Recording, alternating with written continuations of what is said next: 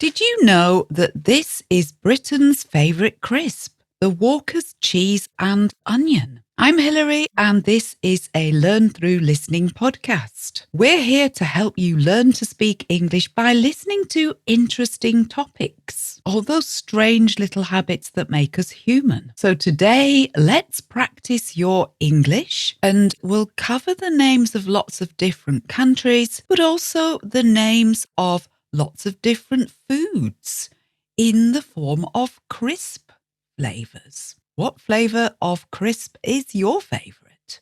Listening to specially made podcasts like this one, designed to help you practice and develop your understanding of normal everyday English, well, it's through this that your English language learning will really take off.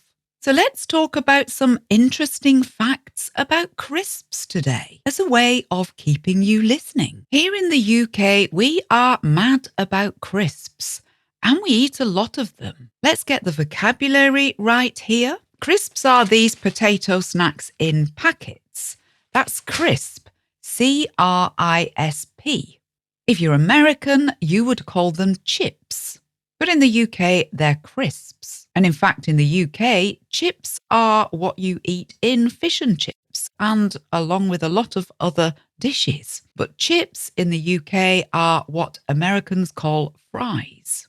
The UK and the US may speak the same language, but that doesn't mean we can't cause confusion with different vocabulary. So recently, the biggest crisp company in the UK, Walker's, offered a massive prize to its customers. They offered £500,000 to someone who can invent a brilliant new flavour. The flavour of crisps, that's F-L-A-V-O-U-R, means the taste. So the packet I showed you were cheese and onion, but there are a lot of other flavours of crisp, as you'll find out. So Walkers are offering this prize. £500,000 is about $630,000 just for the taste of a crisp. But here's a problem. When it comes to snacks in the UK and around the world, we know what we like. We can be a little boring in our choice of crisp. But this huge prize being offered by Walker's Crisps reflects the amount of effort that these companies put into developing crisp flavours and into what is known as their marketing. That's how they bring their products to market, M-A-R-K-E-T. It's a very careful process and a complicated one. Something I didn't realise first of all, though, apparently the Walker's Crisp Company in the UK, started in 1948, was bought in 1989 by PepsiCo. And PepsiCo make another brand of crisps which are recognised the world over. That is Lay's, L-A-Y-S. You may know Lay's crisps, even if you don't know Walker's. And I've bought Lay's crisps in Europe many, many times without realising it was the same manufacturer, the same maker. It does go to show how much of our food is made by a few large companies. Apparently today, Lay's are available in 200 countries, countries as far apart as Argentina and Vietnam. And what's interesting, the amount of thought, the amount of research and effort that goes into the branding, that means the names given to the products, the crisp flavours and the labelling. And it's interesting.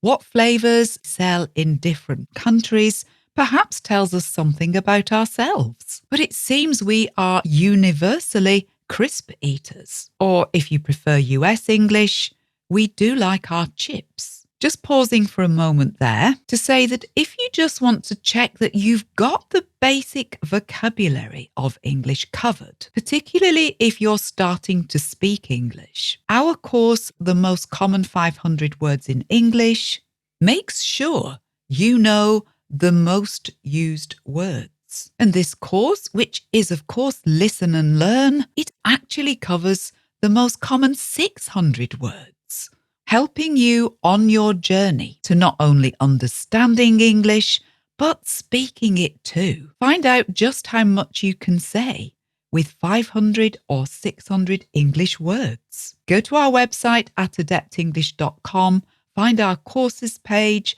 and you'll see the 500 most common words course there. You'll be glad you found it.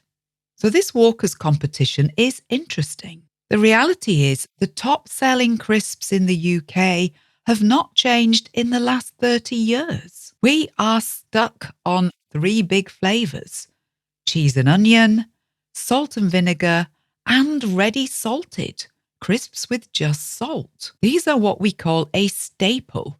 That's staple, S-T-A-P-L-E.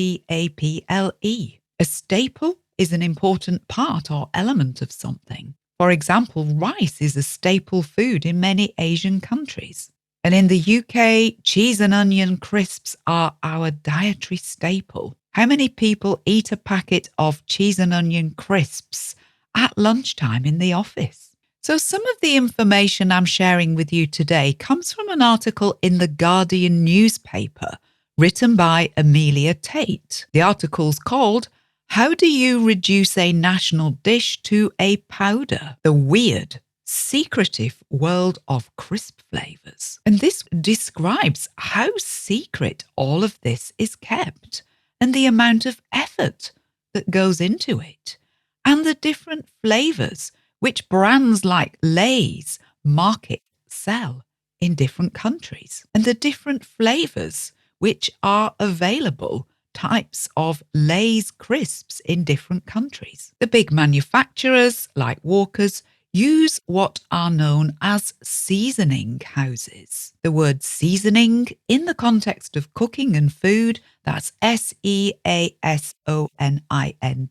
it means salt, pepper, and any other flavourings that you add to make your food taste interesting. And these so-called seasoning houses, they're like secret laboratories where people are busy inventing new flavours to put on crisps. So they might indeed take the national dish of a country and try to turn it into a powder which can be used to coat a crisp. And the psychology used here is quite interesting and perhaps tells us something about ourselves. Marketing people really like to study human behaviour.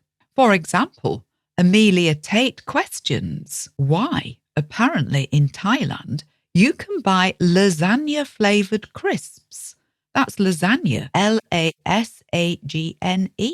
as in the Italian pasta dish. You can buy lasagna-flavoured crisps in Thailand, but you can't buy them in Italy. That's presumably because the Italians wouldn't like it. They know their lasagna too well. That made me wonder, can you buy Walker's Thai sweet chili sensations in Thailand? They're very popular in the UK, but it would be interesting to know. Tell us if you can. So crisp companies, as part of their marketing, make a big study of what flavours they think will work in different countries. Amelia Tate, in that article in The Guardian, asks, why are salt and pepper crisps preferred by Norwegians? That's people in Norway. And why are oven-roasted chicken Doritos only available in South Korea? And why does Europe like paprika so much? So are these labs, these seasoning houses designing flavours and marketing people deciding which flavour of crisps will work in different countries? You can't get lasagna-flavoured crisps in Italy, but in Canada, apparently, there is a traditional dish called poutine. That's P-O-U-T-I-N-E. It sounds similar to what we in the UK would call chips and gravy, but it's got cheese in it as well, poutine. So if the Canadians are as proud of their poutine as the Italians are of their lasagna, surely you can't buy poutine-flavoured crisps in Canada, but apparently you can.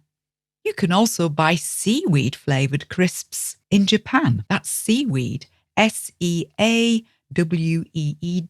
I looked it up, and apparently you can buy Japanese-style Kyushu Lay's crisps online, $3.50 a packet. Link is in the transcript if you'd like to try some. In the UK, our particular flavours that are very British, we have Heinz tomato ketchup flavoured crisps. We have Worcester sauce flavoured crisps. Very British. And I'm pretty sure another favourite flavour, pickled onion crisps, probably doesn't travel well. I don't suppose that's sold in other countries. Again, let us know if you buy pickled onion crisps. So this is more complicated than identifying a national dish, making it into a crisp flavouring, and selling it to that country. There are feelings, sensitivities involved, and a lot of preferences. The marketing people at Walker's and Lay's are very careful what they sell to whom. Some other intriguing facts that I picked up from this article: Pringles. That's Pringles. Pringles have 34 flavours, but not every flavour is available in every European country. Prawn cocktail apparently only really sells in the UK and Ireland. Most countries like bacon-flavoured Pringles, except Belgium, the Netherlands, Austria, Denmark, and Sweden. And salt and vinegar flavoured Pringles are everywhere except Norway and Italy. I thought the tradition of putting vinegar on chips was very British, and that other countries ate their chips with salt or mayonnaise. But apparently in Europe, it's just Norway and Italy that don't do salt and vinegar crisps. I think the thing that comes through most in this exploration of crisp flavours by Amelia Tate is the secrecy. There were people in the industry who only agreed to talk to her on condition that the company they work for wasn't named and their names weren't used, that it was completely anonymous. In other words, if you keep yourself anonymous, ANONYMOUS,